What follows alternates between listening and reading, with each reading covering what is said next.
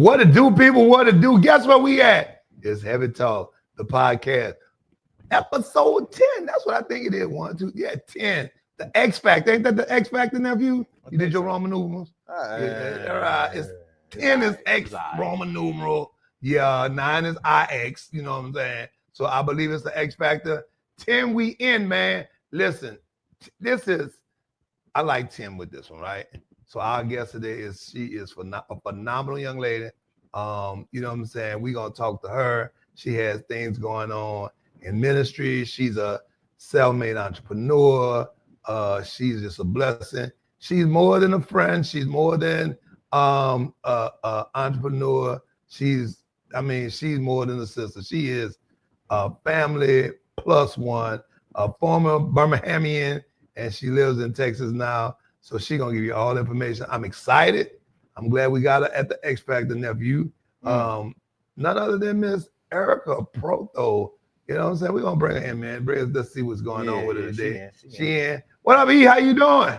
Hey. Original Texas Bama, that's right. You know, I represent the 504 too, but I keep the 205 all the way live. I got you. So I forgot the 504 connection with us. So you might be in trouble, nephew. She a 504 in too. So it's all gravy, baby. Listen, so we're gonna go ahead and knock out these couple of sports and regular stuff. We got entertainment news. And if you want to jump on in, you can, but we really want you to set your heart and get your feet ready to tell people about your ministry and your storefront and everything you got going on. We're gonna talk about how we met and some other different stuff. I'm very, very, very excited to get that going. But in entertainment news, what we got going, nephew? You was telling me about Clarissa Shields? Yeah, man. You heard it? No, man. Listen, man. Clarissa told taking Papoose. Yeah, I get that, but she took Papoose. Clarissa said that she want to fight Layla Ali, but Layla was on the Breakfast Club and said nobody really, out there for her to bring her out of retirement, right? And then Clarissa took that as an insult. Clarissa said, okay, so what you saying about me? Because I'm the best out here right now, right? And so they went a little back and forth banter, right? And so Layla came back and said, well, the only thing can bring me out of retirement is the bag. You feel me? So she said she needs 10 to 15 million to come out of retirement. Clarissa announced yesterday, her and her team have put together 15 million and the venue. What the dealio is. What they gonna do. You say you gonna have faith in Layla to come back and get ready for her. No. Sorry to play the sexist game. But she ain't been training for one. And for two, that's something. Have you seen Layla? I know Layla, what she look like. I'm talking about. I seen her a week ago. Ain't much more training she got. She ain't got ain't like she been sitting around drinking beers and eating hot dogs, bro. She still got a six pack. Have you seen what Clarissa been doing? I'm just telling you, bro. Have you seen what she been doing? But you know what? I'm gonna go with the A&T over the child. I'm going with the A&T. It's a young sport. I'm going with the A&T. That's what's wrong with you youngins. Y'all think y'all can pop up and think y'all age going. Sometimes it's intelligence and intellect. That girl daddy name Muhammad Ali, the greatest that they ever was. She got some tricks, man. She got some age up her sleeve, but she got some tricks. Nah. Bing bop. Hey, and Ali lost a few too. So Bing bop. I'm just saying. Bing bop. He the greatest to ever do it. Yeah, he lost too. Okay. But we're gonna see. Gonna lose bad. We're gonna see if she gonna come. She haven't answered yet, so she haven't answered. I hope she don't. That's the thing. But somebody did say that if Layla don't take the bag, Remy Ma will for half the cash. Yeah. That's what I heard. That's what I heard. But Remy, I'll watch that just to see how it goes. That's the younger than you. You'll watch that. Oh yeah, and it's gonna be a real fight though. It wouldn't. We need the professional sport to come back, man. But listen, Remy gonna shoot. Yeah, see, not in the grill. See, that's the thing about the ring. Can't be in the ring with that. No, you can't. That's why we know it. That's what I'm talking about. But look, in other entertainment news, sadder news. If you haven't heard, if people haven't been living under a rock, you know what I'm saying. Malcolm Jamal Warner tragically lost his life, in a swimming accident.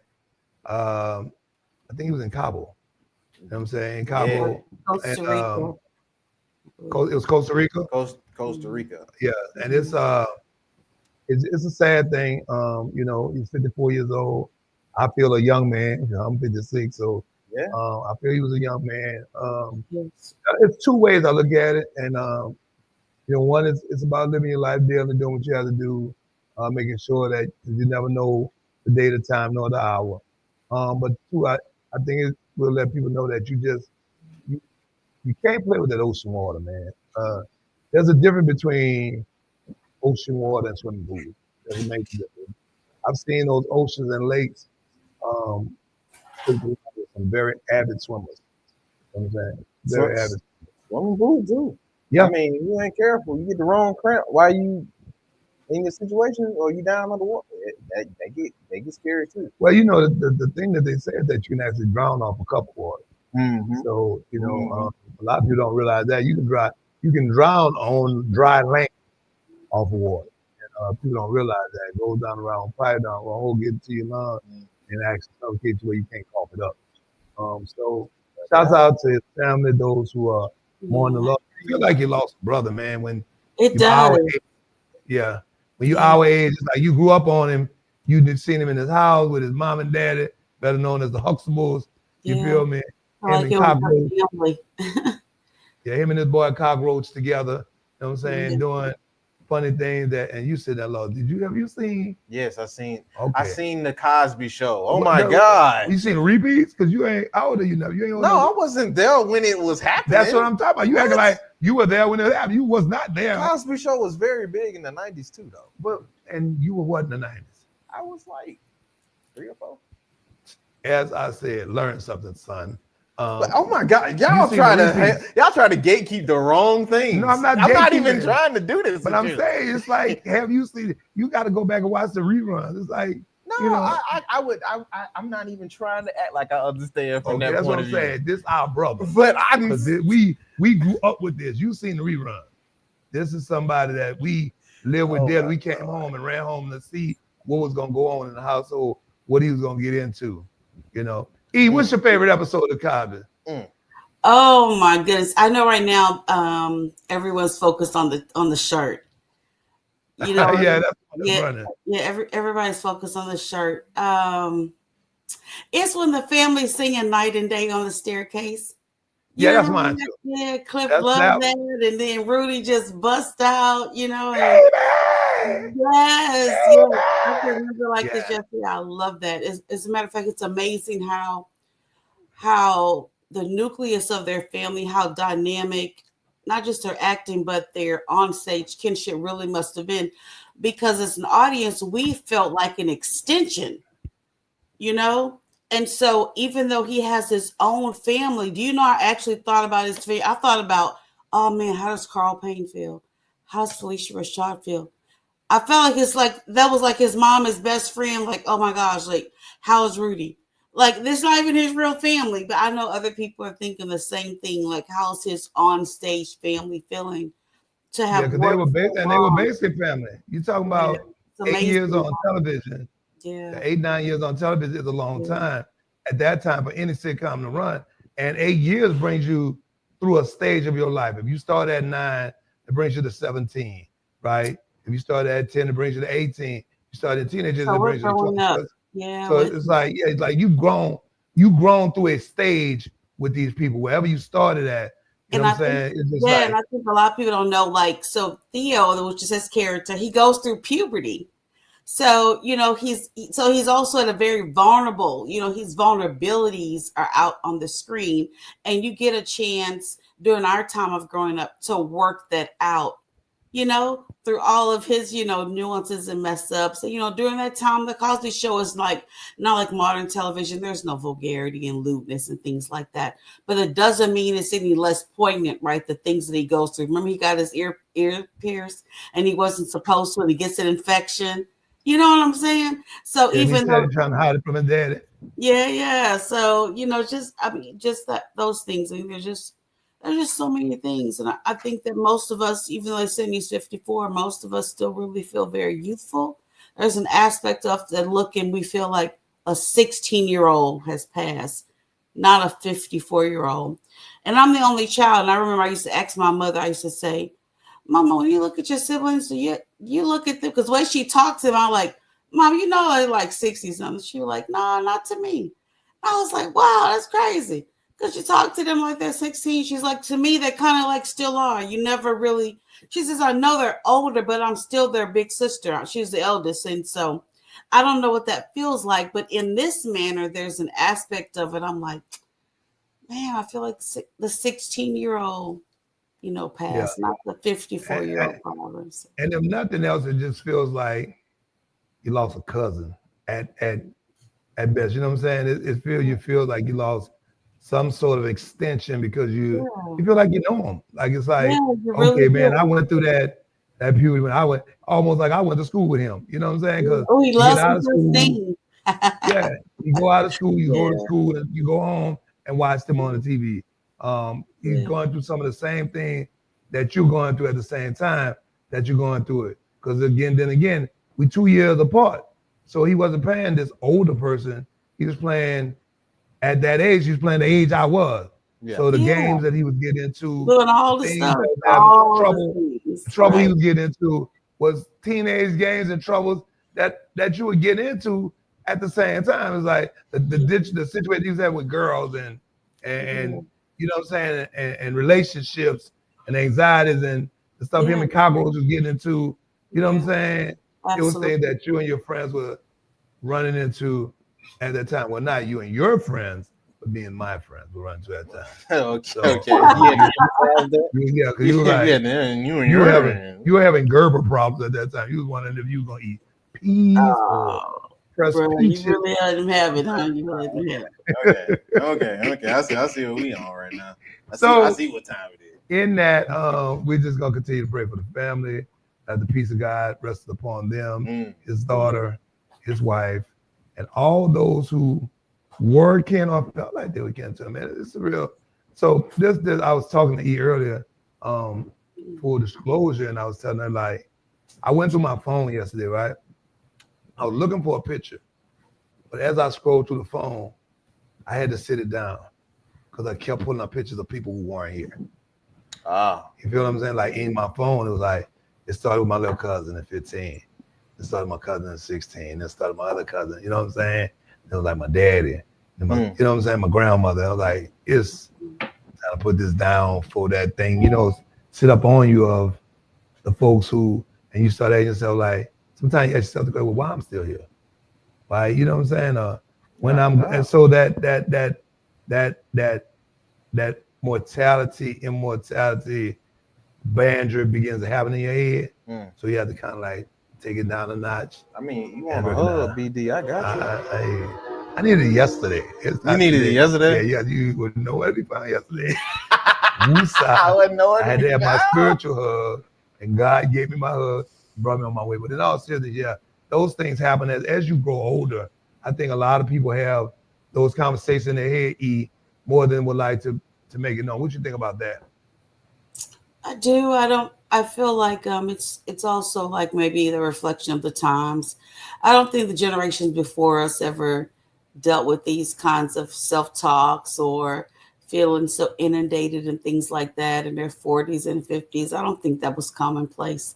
I mean, I was raised with a mother that had me at 39, and she was definitely not thinking about death in her 40s and 50s. Nothing. She was full alive and and things, but the times have changed because I remember when people when death was really associated with being like old, you understand, Yeah, like getting your 70 plus 7 years, like really and so that's yeah, really a difference. I mean, it's very similar to illness. Illness was associated with people being older, not young people being so sick and things like that. But I agree with you. It's funny because I'm actually working on a tea to help with the grief.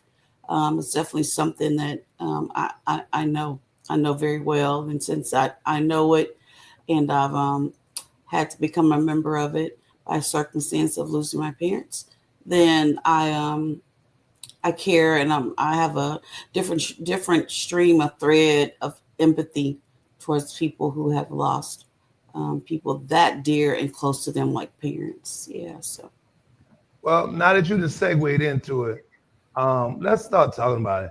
T-Votion, T-Votion T, T-VotionT.com, that is, where they can find you, find out more about you. Tell us what it is, where it is, how it got started, and what's the focus of T-Votion tea. I know it's terrific, but talk to us.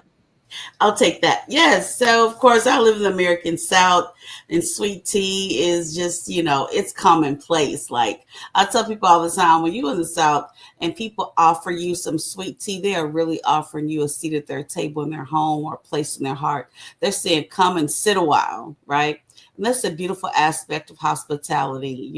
You should ask yourself if they don't offer you any sweet tea, then they're really saying, keep it short and simple and head on to your own house. But with that being said, there's an aspect of tea that is also medicinal. So my mother raised me with people that I always tell people that my mother's friendship circle looked like United Nations. And so the reason that's real sweet and pleasant is because now people go, oh, yeah, well, all my friends are different. I'm like, yeah, but my mother was born in 1939.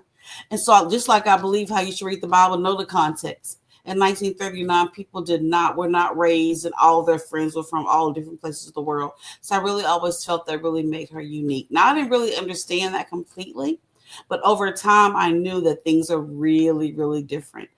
Everything from my middle name and how she named me to her best friend for being from New Delhi, India, my godmother being from Grenada, another friend being from Korea, another friend being from Jamaica. I mean, oh my gosh, just people after people, right? And people look different, but I noticed that my mother would always show up as her best self and who she was. People outside the Western world, they drink tea 24/7. So you're like a kid in America, you have soda and juicy box and all this. And I would be over other people's houses and they would never have soda. They would have like sorrel, which is a hibiscus tea, or they would have green tea, or they would have black china tea. I'm like, what is this, mommy? I don't want this. I want fruit punch, or I want this and that. And so that went from being, these funny moments that we would just have in a child and have an understanding and the cultural aspect of it to fast forward to my husband needing his blood pressure to be in check. And when I went and did some research, and we both were under 40 at the time, and I didn't know people under 40 had blood pressure problems. And I think I talked about that earlier. I came from a background with family that was really heavily in medicine. And so I was like, blood pressure, I thought it was like for people that are a lot older. So doing research, I found out that hibiscus is one of the herbs that tremendously help with lowering your blood pressure.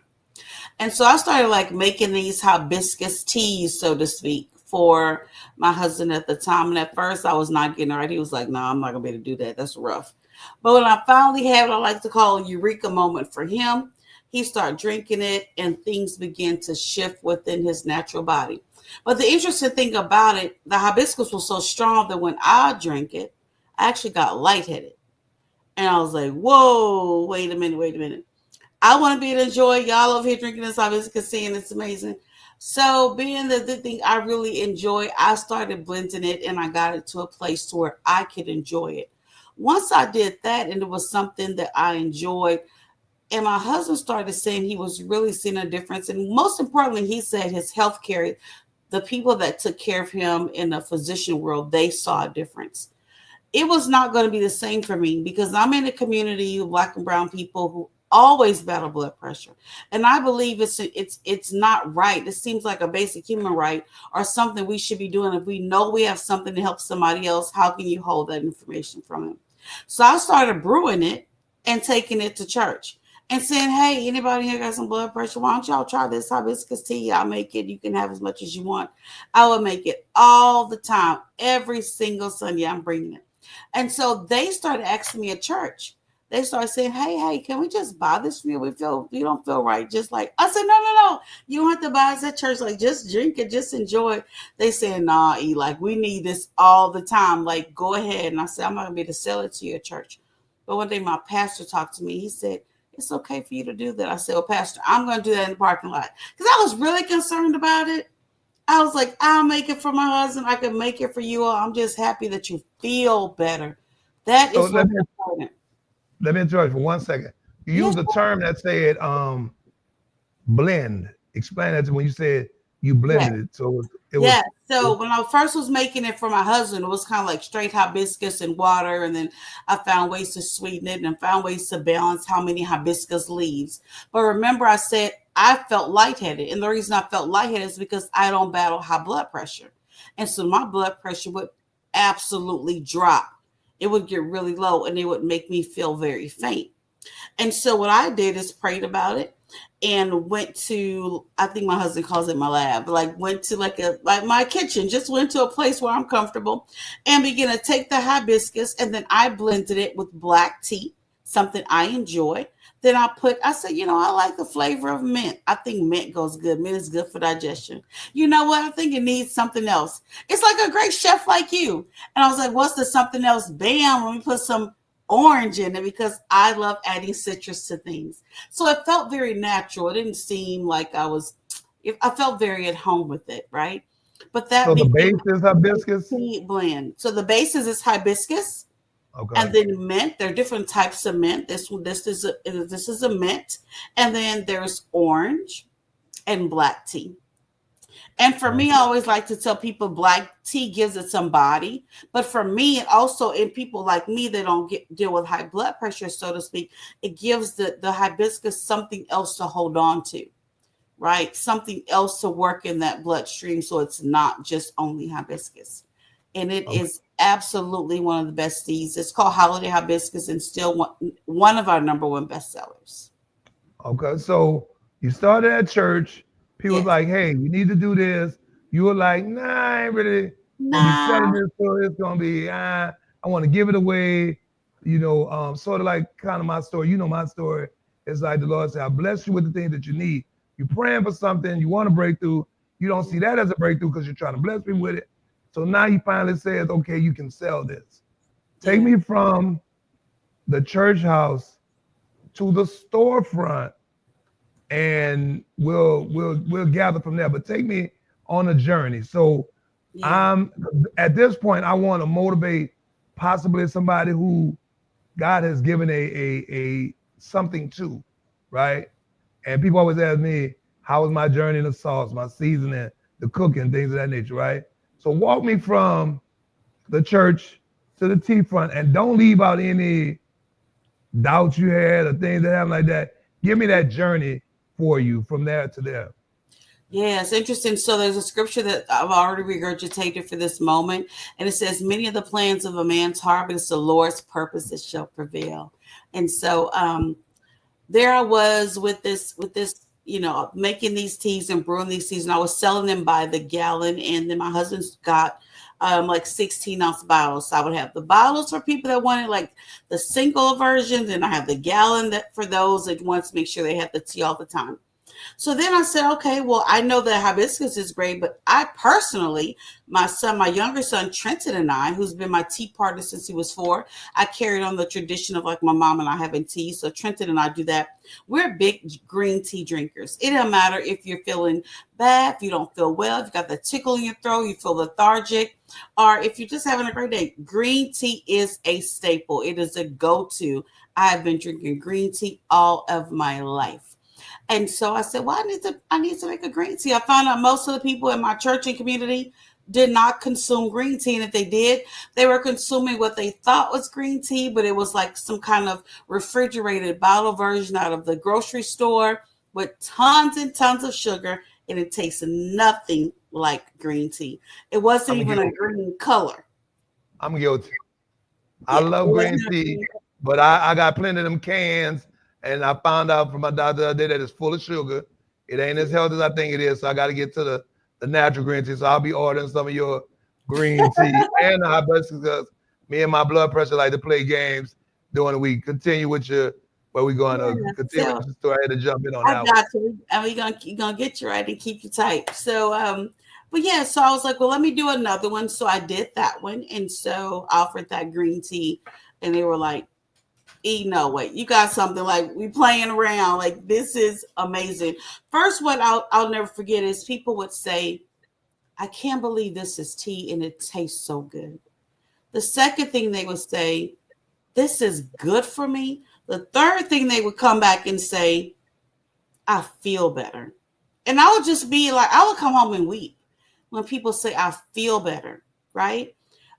Because that is actually what's most important.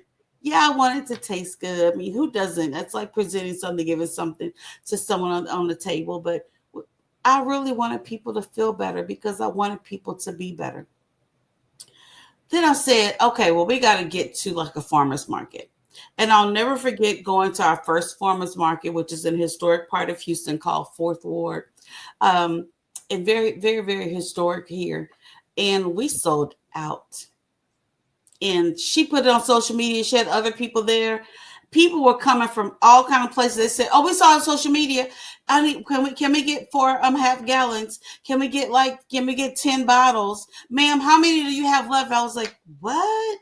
Like this can't be real. Like this is wild, right?" So after that happened, I was like, "Okay." I was like, "Yeah, we got something here." It was myself. We have 2 sons, Trenton and Brian, and I'll just start selling at farmers market. What happened with that situation? People were still ordering from church, got my farmers market. Then I said, I want to do something fun. Y'all know I was raising you all in Birmingham, Alabama. I'm also a Southern chick and I like sweet tea. And I get it.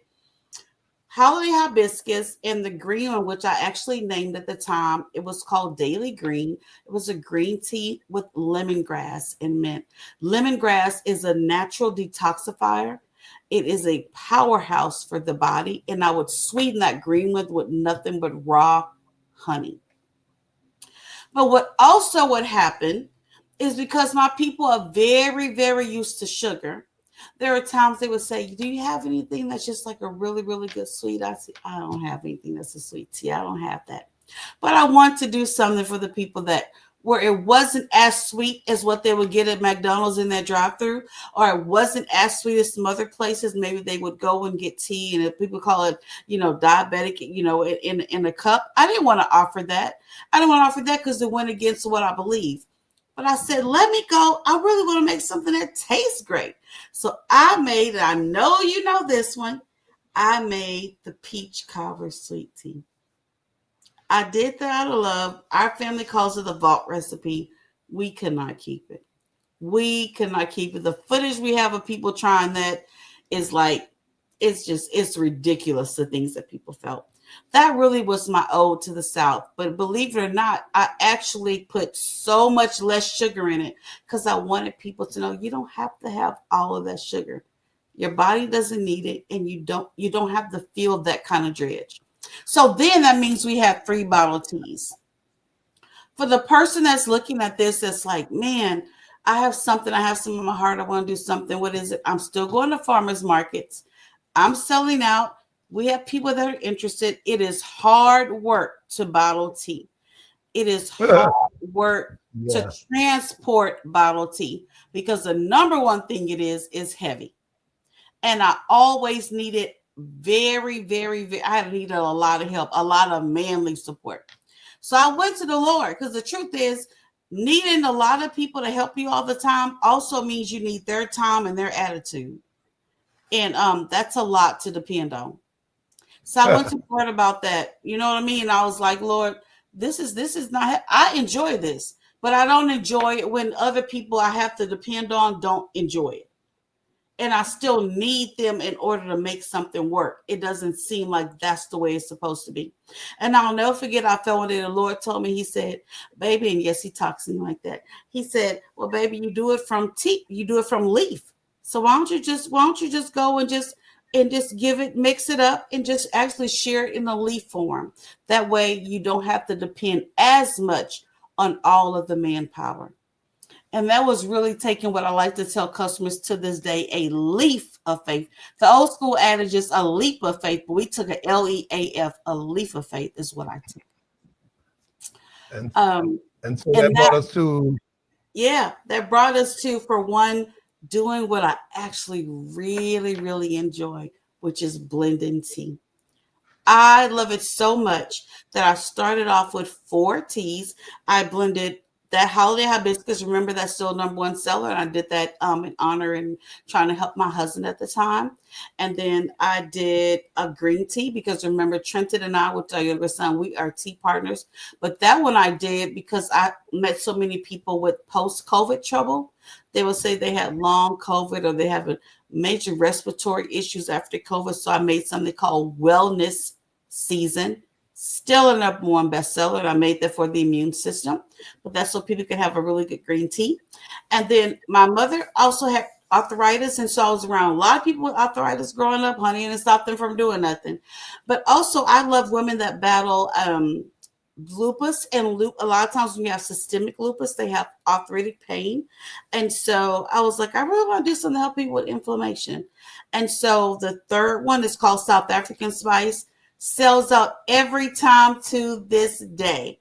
And it is a rooibos, which is an herbal tea that comes from South Africa that is for inflammation. It is anti-inflammatory and it helps with your blood sugar. And so that was the third one. And the fourth one is the story that everybody loves. And yeah, I'm telling it. It is called Save the Last Nerve. Now, the reason I didn't save the last nerve is honestly is because it was during the time of COVID that I was out. So, COVID was 2020. And then I came out with these teas at the farmer's market in 2022. Really started revving it up and going and expanding, going to more farmers markets by 2023. A lot of people were battling like anxiety and so many things were happening within families or even within cities or communities.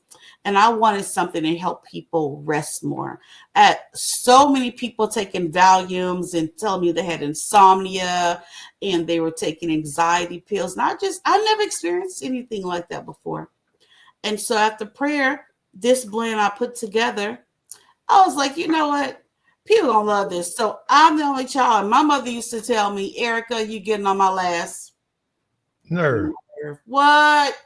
Now, the next thing I'm going to tell you, I didn't say this out loud because you would not have never met me. But I used to be like, why she wait till you're on the last one? Why she couldn't just stop, when I was on the fifth one? Okay. Which goes to tell you with this Glad you never said that one. Hey, glad you never expressed that one. Everybody always knows. Oh, that's why you the one that was getting on her last nerve. It would be me, right? I didn't know that your mom was giving me so much grace. But most importantly, everyone laughs. But that one I always say, don't drink and drive with it. It is definitely a sedative, and it helps put you at a zen stage. But my favorite stories are the kind of customers that would purchase Save the Last Nerve. I have a customer with an 8-year-old son that was afraid to go to school after Uvalde shootings here in Texas that killed those like over 20 kids in school. And so he and his mom would have tea time. All the way to I have customers that battle insomnia that ordered faithfully every single month. And so it just goes to show you how important tea is. I would be remiss if I didn't talk about winning season. So we're in the land of the Astros. I'm not gonna bring up football because I'm on here with my brother and he'll Who That Nation along with my other family from the 504. But baseball in Houston, the Astros going to their second World Series, and I'm excited. I'm a baseball fan. My husband, we go to games. We love it. But during this particular time, I was also dealing with just a bluesy moment in life. It was just tough. And I don't really remember what was going on. I can't make up something, but I will tell you that everybody and their mama this particular day was texting me, asking me to pray for their family. I remember it was like yesterday, pray for my son in the hospital. Pray for my husband. I don't know if we're going to make it. I'm like, what? It's like, why is everybody always needing me to pray for them? And today of all days, I am just so worn out. I'm stressed and hurt myself. Well, I was watching the game and I was excited. Second World Series, they in the championship. They hit a home run. I'm like everybody else, like, go Astros. I was so excited and I felt the Holy Spirit begin to talk to me. He said, everybody's excited right now. Everybody can celebrate with you when things are great. But he said, you see those same players? I said, yes. He said, you're not there when a spouse walks in and says they don't want that marriage anymore. He said, you're not there when they get a phone call and they're over 30,000 miles from home and a mom or a dad have passed away and they're dealing with guilt that they were not there for their mother or father. He said, you're not there when they they feel that kind of angst and depression set in, and they're worried about their mental ability. You're not there when they get an injury and the doctor says they won't play again. Now, everybody's thinking it's about money, but for that player, it is a childhood dream. Their 6-year-old self is devastated. So you're not there when they have all of their battles with addiction and the inner torment. You're not there when they have to go through public shame and humiliation. He said, baby, what you see is the pressing through, that they get up and they press on for the dream that they believe in them. They get up and they try again. They get up and they still go to practice when it hurts. They get up and they sit in those baths of ice. They get up and they have to pray. They get up and have to take that flight and face their family that may have felt they sent a check, but they weren't there enough. He says, that all together in my hands makes this a championship. He said, you need all of it to have a winning season. I was like, man. I said, you know what? I said, I get that encouragement. I said, I'm going to make a tea and I'm going to call it winning season. And I knew for sure the blend. I saw it. I was like a spiritual. I saw it. I said, and Lord, I'm going to tell people that story because everybody that takes a sip of this tea, I want them to know in God's hands, all things really work together for good for those that love him. Now, people quote scripture, Romans 8:28, but the scripture in like King James Version, it says all things work together for those that love the Lord. But the truth is all things do not work together. You can ask a baker that. If you just take some flour, some eggs, and some salt and some sugar and try it individually, it's very disgusting. But in the right hands, it works together for good. So all of the problems and seeming trauma and tribulations and setbacks and challenging times, when we put it in prayer, which means we put it in the master's hands. I like the Hebrew version of that scriptures. It says, God causes all things to work together for good. Yeah. So that tea, which is a rivalry #1 bestseller. It's also my husband, who you know we affectionately call T, but in respect for him, he is Minister Proto. It is his absolute favorite. Kept people at that farmer's market line buying out. It's called Winning Season. Has the Astros colors on it, but God gave me that story when they were going through the World Series. I never ever looked at baseball the same way the film camp never looked at a movie the same. You actually understand that. I know I see a champion, but now I know what makes a champion. It's everything I don't see and nothing of what I do see. God, the result of the hard work and the faith. You understand? And so that's why I told you when you tell a story to make sure that you tell people some of the things that came with it. Because a lot of times people see you with storefronts, they see you with, in my case, they see you cooking, they see you with bottles, they see you with, you know what I'm saying, things that out, but they don't understand, just like in the music, but you didn't just pop out today. You didn't wake up today and then yesterday and you popped out. There's a story, there's a testimony that goes with this. There's the context. And there's a history to the way things come together. I'm excited because even as your friend and your brother, I've learned something today. I've learned that I need a lot more of this tea at my house, first of all. But I've learned the basic. I've always known your love for tea, blending tea, your want to have a storefront and have, you know what I'm saying, and be an entrepreneur. But now it makes it more understanding and reality to why and what the drive is all about. I heard something one time before in an entrepreneur class, and the guy said something.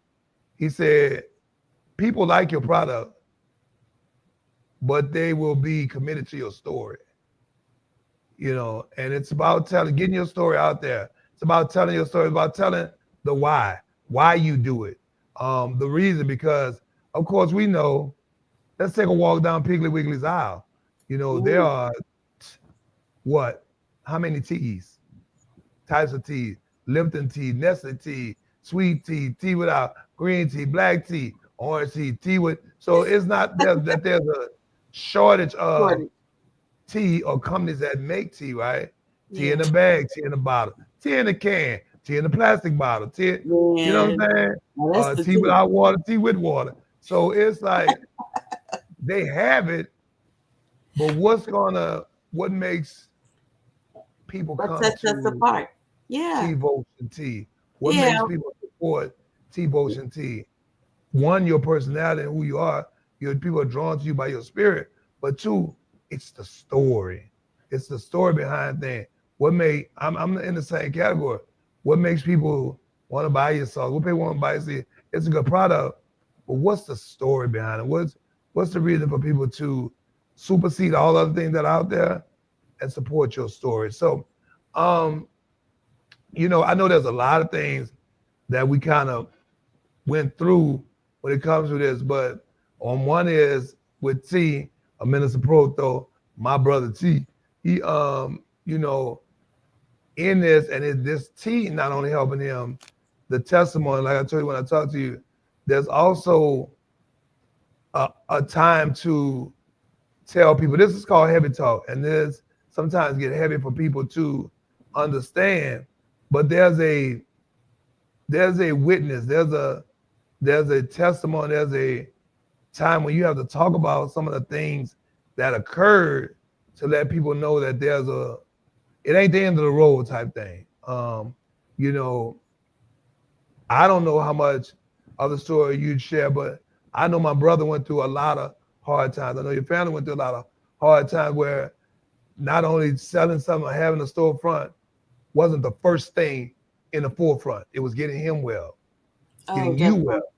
You know what I'm saying? Definitely. Oh, And absolutely. in the mix of all that, um, before you get to the end of the race, how much of that would you share or tell somebody that God brought you through and to not give up in the midst of battling other things? You were still working and doing what God called you to do. If you could share some of that, because I think somebody needs to hear that and understand that bright face, that bright smile that they see right here now, there was a time where not only had it dimmed a little bit, but where it was it wasn't as much as you wanted it to be, but still in there, he brought it back to and even brighter. So if we could share some of that with our listeners that we get ready to send them to tvotiontea.com so they can order Yeah. their teas and stuff. But yeah, share some Absolutely. of that with us. Yeah, many afflictions of the righteous, but the Lord delivers him from them all. Very, very important. We don't meditate on that enough. So I'll say it again. Many of the afflictions of the righteous. Just pause on that. Because the enemy will tell you many of the afflictions of the punished. No, many of the afflictions of the righteous. But the Lord delivers him from them all. Um, Even in our store now, when I talk to people, I often tell people I like my husband to share his own testimony, and so I'll give him that. I think that's fair and that's gracious. Also, will make sure I put a sweet disclaimer in. If my husband was standing by my side, we just agreed on this as well. And brother, I hope this is, that you and nephew will have an interest in take and good takeaway from this. Oftentimes when we read scripture, it's funny about people, and all of us, we're guilty of this, that our takeaway from people are the things, is the one thing that God shares with us that they went through, that's actually going through, will make that the sum total of who they are. An example is Peter. But Peter's my homie for real. He's my Peter and I, man, we together. So if I mention Peter and in the Bible, even a person that don't read scriptures, like, oh yeah, that was the one that was like denying Jesus and all that. Like they just go on a tangent and start talking about it. I'll be like, hold up, no, God is not a gossiper. So it's unfortunate that's all you remember about Peter. God told us that about Peter, so you would know you would deny Jesus. That's not just for Peter. He's letting you know that because the next thing you should say is, oh, wait, that's something I do. What is the next thing that happens? So I'll understand more about the Lord, and however he handles Peter, I know they'll handle me the same way. What we should remember about Peter is that Jesus said, I know what they say about me, but who do you say I am? He's going to say, you the son of the living God. And then Jesus said, flesh and blood did not reveal that to you. That's from the Holy Spirit. On this rock, I'm going to build my church. Meaning on the faith of Peter, every church to this day is built on that faith. Now, the next time somebody mentioned Peter, you going to think, man, the man of faith my brother had. Have mercy. When you go to church, the church that you go to or don't go to anymore, grandma went to, big daddy went to, uncle went to, somebody prayed you through, you were baptized through, you got married in. Do you understand where I'm coming from? Do you ever think, man, the faith of that brother Peter? Are you like Peter? You about the one that cut that man ear off when he had a temper? So that's my disclaimer, is that nobody wants to be only remembered for the one thing that God delivered them from, even if it's worth the praise. I want to give him all the praise he do. Matter of fact, if anybody is due retro praise, would not it be God? It is. But us as people, we need to know that we have full stories. And so one aspect of my life that I'm very grateful to share is that I am a brain tumor survivor. Now, when I say that, do you know the majority of people say, oh, that's why she made tea. Oh, that's why she loved the Lord so much. What? Y'all, I'm a sinner saved by grace. That's why I love the Lord so much. I got a before and after story. You know, BC, AD, that'd be me. Okay? No, it's only two people on the side of Jesus. I'm one of them. I'm the one that was like, Lord, okay, I'm the one that deserved to be up here as my cross. So I done really done it. This day, can I be with you? Look. You understand? But in the midst of my life's journey, I have been diagnosed with a tumor. I was in Birmingham, Alabama, happened to be in Alabaster at the time. And God delivered me from a brain tumor. And I'm not a brain tumor one time, because the first time I know you remember like I was yesterday, my husband already knows this. Big brother, you came to visit me in that hospital. My first brain tumor was in 2012. And I was in the midst of doing some great things in my life at the time, living my best dream as a writer. I always wanted to write movies and do things like that. And I was doing those short films. But I got a pituitary brain tumor. And I'll never forget, they told me at that hospital I had the best brain tumor you could have. And I thought, well, who says what is that? They said, we will not have to cut your head open. We're going to be able to go through your nose. But that particular brain tumor has come back on me 3 times. I've had the surgery 4 times, twice in 1 week. And it has come back 3 times. 2012, 2018, the same year I lost my dad. And again in 2022, that brain tumor. I pray it never comes back. So for somebody that has battled something and it seems like it's on repeat, know that God has the last say. So he said he's the author and finisher of our faith. And even though I don't understand it, before I ever shared this testimony on this platform in this moment, what did I say that scripture was that I felt the Lord wanted me to say? Many of the afflictions of the righteous, but God will deliver them from them all. So having that, for me, what is most interesting, and this is probably vain, but it's okay because I'd rather say it, is that post these brain tumors, what my particular tumor would bother my hormones. And so it changed a lot for me, like my weight change, or like being puffy and feeling swollen from steroids and things like that. So I've had to go through looking in the mirror, even looking on camera and not feeling like I look myself, and having to overcome that and understand that I'm really myself is within this woman right here. And this gives me hope, so that when I'm in that tent at the farmer's market, being in the tea business by default puts you in the wellness business. And I didn't know that. But that vulnerability that people come and they're stage 4 breast cancer, or they're on the list for a liver or kidney transplant, or even though they look amazing outwardly, they're battling all kinds of addictions on the inside. They would come into that farmer's market tent and they would just spill all that tea, so to speak, to my husband and I. But instead of that being spilt tea that we're going to share with other people and start a gossip column or talk about, we would pray right there in that tent for them.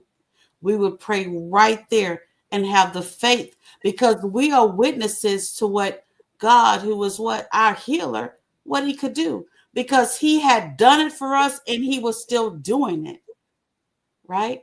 And so we never knew that our testimonies and things that God bring us through our health and our well-being would cause us to be in that moment in time with other people, places and things and families.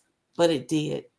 It also brought us to other things, such as an opportunity that I want to make sure that I share with someone that has maybe, um, they may feel like how I felt, like you have to give something up or you have to give up your dream because there's something in life that is hurting. So I'll just share this testimony. We had gone through something. I think I might have shared with you, brother.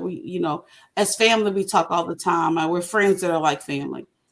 And my mother would call it like you feel like the bottom fell out. And for us, it happened to do with one of our sons at the time. And it was just very devastating for our family. We'd never not been very close. We never had division in our family. And so this came during the holidays and it just devastated us. And I remember like it's yesterday because I remember I hadn't eaten, I couldn't eat, and I went on my knees and I told the Lord, I said, Heavenly Father, I know this business is booming, but you can take it all away. I'd rather have my family and have us back in a rightful, right place, harmonious and well. Now, this was on a Thursday that this happened. I didn't rest well and I did not eat on a Friday. And the Lord told me, I felt the Holy Spirit told us on like a Friday evening, he said, I want you to get up and I want you to go to this place that you went to 2 years ago. And I want you to go and take them some tea. And I thought, wow, that's so strange. I'm not in the mood to take them tea. I just told you I'd give up this business. Lord, I'm praying and believing you're going to do something with my family. You're about to make some awesome, glorious moves for my children. Like, what's going on? But it would that what he said would not leave me. So I told my husband, he said, well, baby, you haven't eaten and it's going on 2 days. Why don't I take you to eat? But when we calculate the time between us and the place, it was going to be closed. I said, it's okay. I don't worry about eating. I'll eat afterwards. I said, I'm going to go ahead and just be obedient. So when I was getting the tea to take, he said, get one more bag. So I got 2 bags. I put it together. So when I walked to this store, I had been in there 2 years before. I walked in. The first time I was there, my husband. I not only met the husband, but this time it was a husband and a wife. And I said, hi. I wasn't up so in the store. And I said, hi. I said, my name is Erica. And I said, I came in. The husband said, I remember you. I said, well, I wanted to come back because I'd written on your prayer wall. They had a prayer wall at the time. I said, and I put on there that I wanted to start a tea business. I said, and the Lord just wouldn't let me shake it today. So I wanted to tell you, I actually started it. And I just want to bring you a gift of tea and just tell you, that it happened. And I was really grateful to be in this place and the encouragement that you had given the husband at the time and the support that you gave your wife, even though she wasn't here, because they had a store. And I knew that's what I wanted. I looked up and his wife was right there and she started weeping. And I thought, what is going on? She said, ma'am, my name is Stacy. She said, and I don't know you. She said, but I've been praying to have tea in this store. She says, all I have is coffee. And if you want tea in this store, you can put it in here today. And I said, what? I looked at my husband. I was like, what's going on? Because at this time, we were just doing farmers markets. And yeah, we had great people showing up. But farmers markets in the heat, in the cold, with the 6-foot table, putting your old tablecloths on there, having to bring your fan and your extra water, having to do samples every day. This is our life. We're doing that. And my husband's doing another job, and we're putting our sons through school. Like, this is the life we're living. So we hadn't gotten in anybody's shop yet. And I was like, ma'am, you haven't tried our tea. She said, it doesn't matter. If you want the tea this day, you can put it in the store. She said, would you like to do that? I was like, Yes, I would. The valuable lesson in that, she put us in a corner. She gave us those two T's. Remember, because I was getting one, and he said, get two. And she said, this is the beginning. And she took a picture of my husband and I with that. I'll never forget, she wrote up a post to this day. It reads like, I always say, I felt like Beth Moore wrote that. And I always told Stacy that, big brother, I always say, oh, like Beth Moore wrote it. Didn't know that at the time that she was writing a book. But I say that to say, I remember going to the Lord and I said, Abba, in the midst of hurting so bad, you would give me seemingly, something like this. And he said, yeah, you got to press forward. And pressing, anybody that works out, now I'm saying I work out, but I know what working out is. Pressing is resistance. That's why you build muscle, because you're going away, you're resisting it, you're strengthening something that doesn't want to move. It is similar to the pressing of olives, of wine, right? It is crushing it. So God will give something to you, opportunities, open doors during times that seems like it doesn't make sense. It feels like, why don't you wait till everything is better or perfect in my mind so I can walk into it and be happy? God said, no, I'm giving it to you when I know it will be better. So that when it gets better, you already gonna be over there like, whoo, yeah, I got things are going great and I'm good. God doesn't give you something for the now, because he knows the end of the thing from the beginning. He gives it to you down the line. I remember in Birmingham, he taught me. He said, "Baby, I'm a God of advancement." So God knew what was forthcoming. So He was blessing us for the forthcoming, and He needed us to have faith for the long game, so to speak. Yeah. Even in the midst that our hearts were full of sorrow. I had just prayed the night before to take this business from me because I rather make sure that my family was good and I was all right with the well-being of my children. And what God knew is that He was going to deliver, because my children, what does He say? I have never seen what the righteous what? Forsaken. Are they what? Children doing what? Begging for bread. See, He That's right. knows He is the promise keeper. I can't watch over His word to perform it. But see, He is faithful. So He knew He would deliver our child. He knew He would set him free. But my heart was broken as a mother. I couldn't see the forest for the trees. But God said, no, I already see him yonder, and I know he good. I just need to give you this seed right now, baby. So when he gets good, you'll be like the prodigal son. And when he come home, you'll have something for him to come home to. Yes, ma'am. So And God was working on my faith. that's what I wanted to end the day with. That right there, to understand that it's obedience and it's faith Yeah. mixed with the things that God has given you that makes the whole picture come through. Yes. It's so much more that we could have dove into and talked about. I mean, we'll probably end up in a power series because we've done so much work together. From everything to work with boys and girls and teaching them conflict resolution, understanding how to think, thinking better about themselves, to making short films and everything that. Oh, side note too, I got a number I got to send you too because I know you still write, and I got somebody that's looking for a nice writer. But things of that nature, and I'm excited. I'm excited because I know the type of dream that this was for me too. People think like everybody's doing a podcast now, so they think like you're jumping on the podcast wagon, right? But for me, it's not a podcast wagon. It's like this is part of what I want the end game to be for me, but it's always been part of the dream. So, we're on episode 10 right now. And like I said, whether it's 10, 10,000, 100, whether it don't do another one, I wanted to make sure that this one was done because with all my other people that I've interviewed, I think you really understand what the fruition of this is, how full circle this comes about, even in the realm of faith and understanding. Like you say, in the sickness and in the wanting to give up and wanting to, do other things. And God said, nah, nah, word give up, it can't even exist because I'm going to do that which I promised you I was going to do. And so, a lot of people think sometimes you're out of the game. And just because they don't see you in front of the camera, just because they don't see you out with all the others, don't mean you're out of the game. It means you're doing and you're back there pushing the resistance to get the strength. So when God does call you out front, you ready for the battle. You know what I'm saying? And you Yeah. understand it. It's like tea. You don't know the strength it has until you put it in hot water.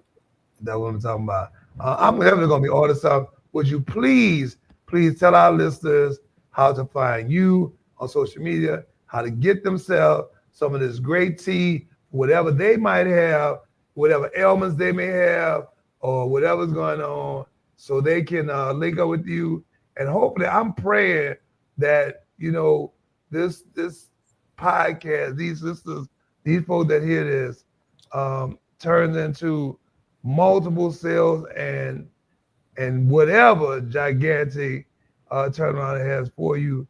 But definitely, please give them where to find you and how to find you, social media and your website, please. Sounds good. Yes. So we are at T-Votion T. That is like the word devotion, but you are devoted to T, T-E-A, and then VOTIONTEA. So T-Votion T on all platforms on social media, and then TVotionT.com. I am your tea hostess. You can call me E Free or Lady T. You could always message me, and I'll be inclined to be able to help you. Now we have gone from those 4 blends I told you. We have over 20 blends of loose leaf tea. And yeah, with us, I don't spill the tea, but I do pray about it. And we even have tea. I know this is heavy talk, but if you have a heaviness anywhere else, we have a tea for that. And we really care about you. My brother's been about this podcast business for a while. So I'm hoping we're going to stay with you for another 10,000 episodes. We definitely appreciate it. And the thing that the youngsters always talk about, clocking that T. So we're going to clock that T head down to T, Ocean T, and get you some. And as they say, on nephew's side, clock that T. It is what it is, man. Thank you, sis, for being with us. Thank your husband for being a super duper producer in Texas for us. My guy. Tell me, he can stick his face in the camera. What up, T? T, you gonna stick your face? I know you're over there somewhere, man. This is the informal part of it right here. This is what family get to do, We ain't gotta be so formal at the end, but we definitely loved having you, love the information. Thank you so much. This will be coming up. Like I said, you'll look at it on Tuesday. I'll send you the links to when the show. We come on every Tuesday at 6 p.m. on all platforms, but we're pushing our YouTube channel, which is What You Cooking Big Daddy. What You, WHATCHA, What You Cooking Big Daddy on YouTube. So tell your friends, go like, subscribe. We have music on there. We have all of these lives come on. We come on live at 6, and then we leave it up there for replays too. So we look forward to gaining some of your followers and some of our followers, become some of your followers. As God gives the increase, we just gonna keep it, tea motivated, and I'm gonna be ordering some tea. Nephew, you got anything to say about the tea, man? Before we get out of here, well, yeah, wait to try it. You can't wait to try. I'm a bad person to bring in on the tea. I don't drink tea. You gonna start though. I'm gonna get nephew on the tea. Okay. Most people we always say you go from being an unbeliever to a tea lever. So we have so many customers like that. So we just make you a tea lever. You'll become tea voted. It's all good. It's all good. And then because you go from a tea lever to a bomb lever, and then we have you with the sauce. See, we got it. We'll take care of it. I'm gonna give you the first round of tea. Sis, you know what it is, man. Love you beyond words. Yes. Keep talking, keep blessing, keep smiling, and if nothing else, keep tears. You heard me? Keep tears. Have a terrific day. Thank you all. Bye. Love you too. And we'll talk to you later. Hey, this has been Heavy Talk. Number 10, The X Factor. We're in the game. Remember, all platforms, 6 p.m. on a Tuesday. And go to www.bigdaddybomb.com to get their favorite world famous sauce and seasoning, and maybe we'll get nephew to come over and cook for you one day. You know, I don't know, but it's been wonderful. It's been terrific. It's been heavy talk, and this is it for the tea on today. What you say, nephew? You got anything to say before we go? Nah, I'm good. Nephew been in the cut today. I'm gonna tell y'all before we go. Nephew, he's on his swag mode. Y'all gotta see him. He got the D Rose jersey on the Joy. He been somewhere. I'm gonna find out, y'all, and I'm gonna come back and shoot y'all the tea on Heavy Talk. Maybe next week. Until then, it's your boy Big Daddy. Y'all know what it is. Big Daddy Dwayne, the chef, baby, the man, the myth, and the host. Holla back. Later.